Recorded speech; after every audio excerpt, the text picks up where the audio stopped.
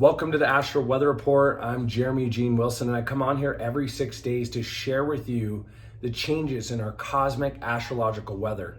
The neutrino field we're a part of right now, the current transit, affects the way you think, the way you feel, and definitely creates confusion and chaos in the people you interact with if you're not aware of this. And by being aware of it, instead, you can leverage it to your benefit, take advantage of it, and put it to use to achieve your goals, your outcomes, and your desires. So the next 6 days, this is April 21st through the 26th, roughly.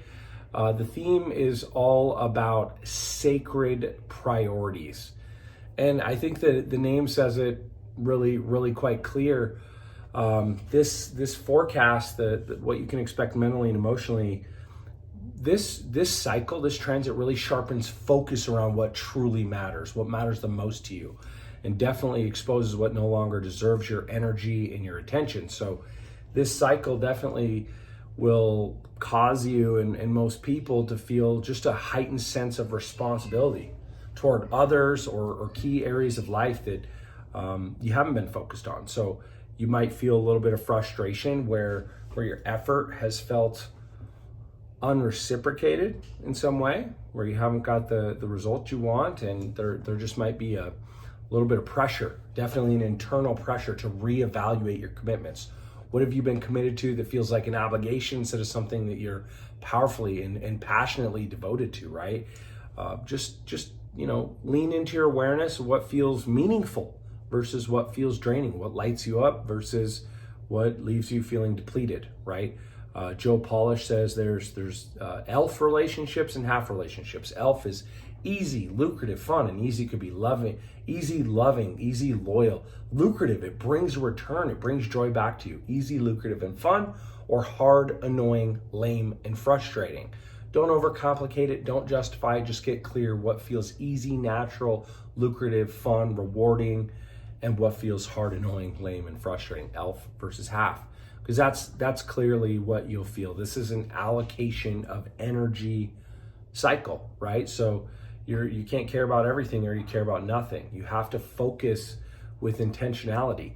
Some of you heard me say, if you really audit most people in business, their family and the people that got into business for get the table scraps of what's left over. And that's why you see a lot of scorched earth and a lot of damaged relationships as a result of entrepreneurship in general. Because ultimately, you can't just show up and give the ones that matter the most what's left of you. If you are really committed to doing it for the reasons you say you are, then you owe it to yourself and you owe it to them to commit to a strategy that allows you to show up and give them the best of you instead of the table scraps, what's left of you.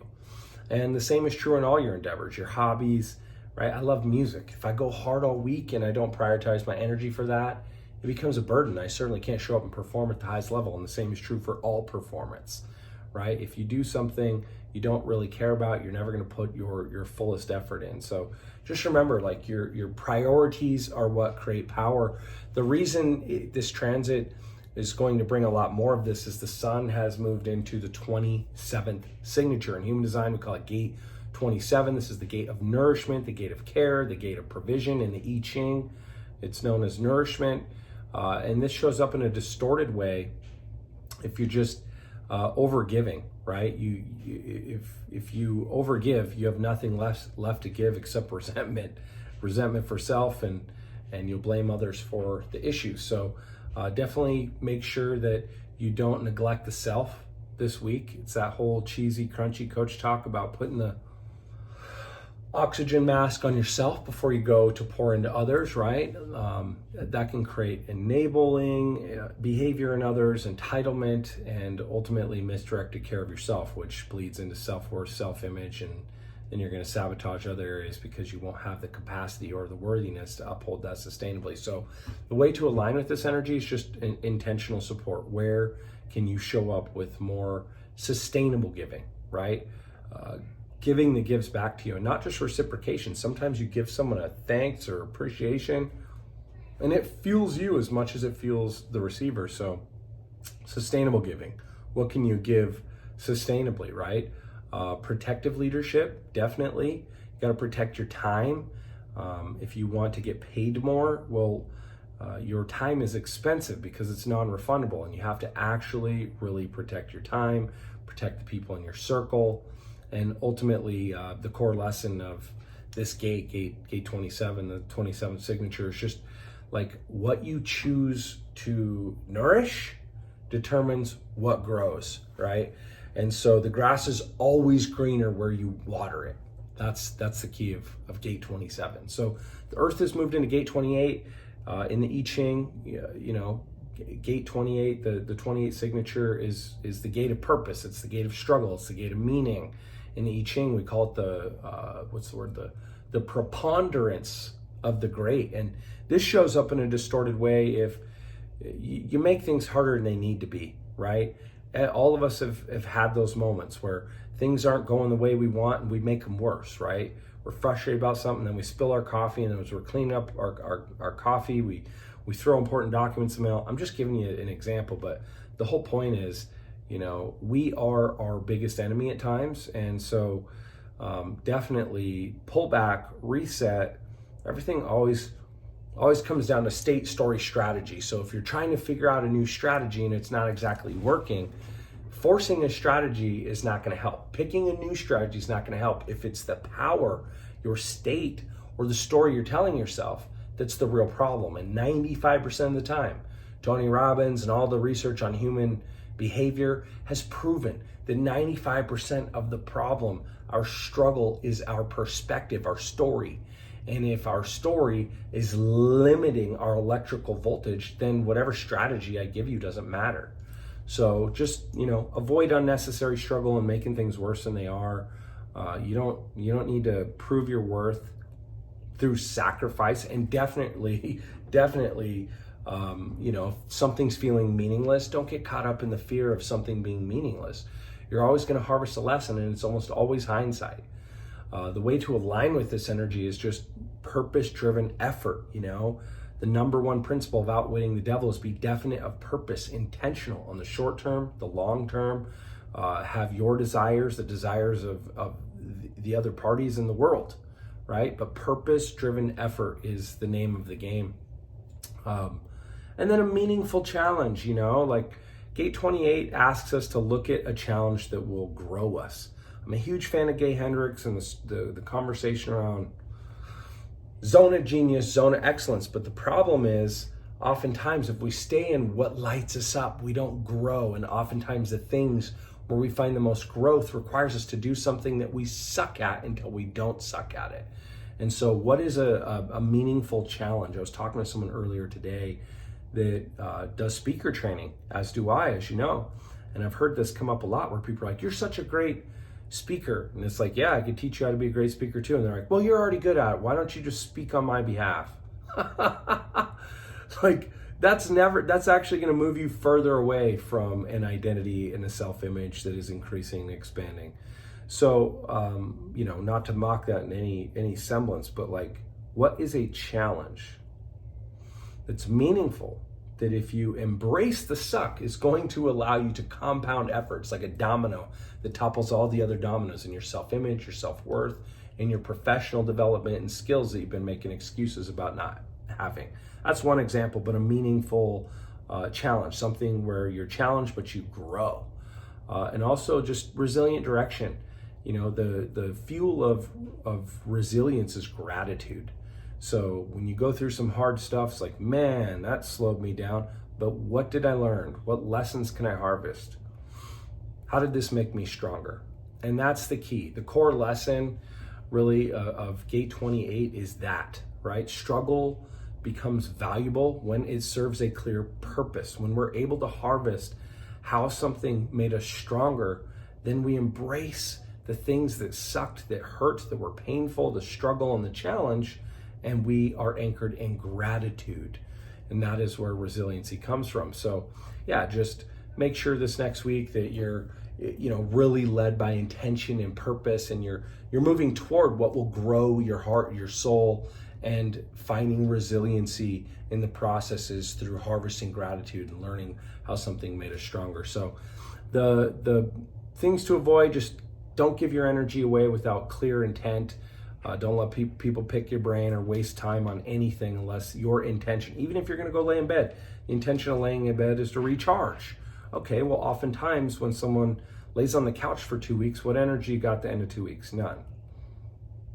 Go walk 10,000 steps a day for 2 weeks. What energy you got? Lots of it. So just make sure your intention is reverse engineered to the outcome you're really seeking and give your energy to that. Don't support people or directions or anything that is consistently draining you.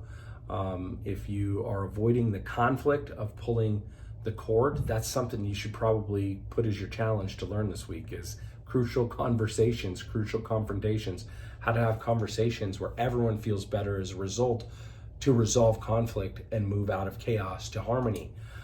Definitely don't overextend yourself to maintain approval or to be liked, right? You can choose to either be well respected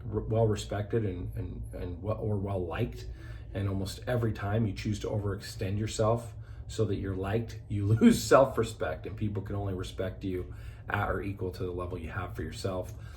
Don't make any big decisions around your top priorities this week, and don't confuse sacrifice with purpose, right? A lot of us, especially men, are like, oh, this is part of the, I'm going to suffer my way there. This is the purpose. This is what it's like to build a business, and you have to sacrifice happiness and joy. And okay, Alex Hermosi, we all saw the interview with Tony Robbins. We know that made the money, but it also made you miserable. So do not confuse sacrifice with purpose. Choose where your energy goes. Support what aligns with your values and your passion. Create boundaries around time and effort. Make yourself unavailable unless there's clear terms around the time and effort. And this isn't just agreements and contracts.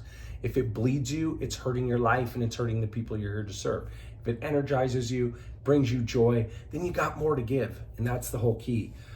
Just truly only commit yourself to that which truly matters, and lead through and with clarity and selectivity, right?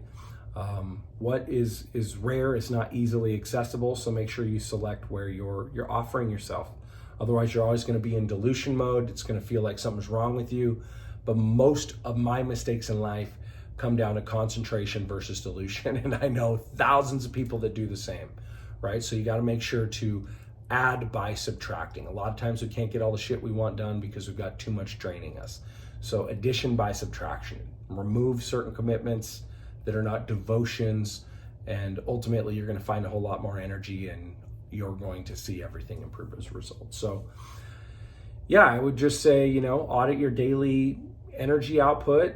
Those are the habits I would really inject. Identify and correct one energy leak, reinforce a non-negotiable priority in your life. Say no, definitely, to one or two misaligned obligations over this next few days, or create a transition path out of that, and invest deeper into what is working, kind of to carry on the theme from last week. A couple questions, internal question, little self-inquiry this week is just like, where am I giving energy away that no longer aligns with what matters, right? And what deserves my full support, and what requires a clean boundary, right? You have to focus on less and obsess. It's the law of 212 degrees. You cannot get water to boil at 211.99999 degrees. So you can't put the water on and off the stove and expect it to boil. You have to focus on less and obsess, and ultimately put your fullest support into the things that you claim are your highest commitments. That's what I got for you this week. Look forward to see you on the Breakthrough Lab. If you don't know it, we host a free training we charge $1,000 a month for.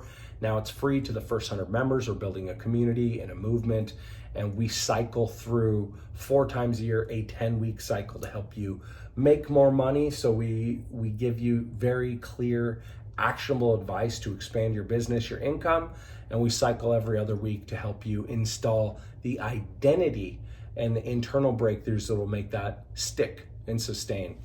So if you'd like to be a part of that, you can go to thelightarmy.com. That's lightarmy.com/lab. And we'll see you. It's every Wednesday at noon Pacific. In the meantime, Infinite Love Tribe, shine on. Bye for now.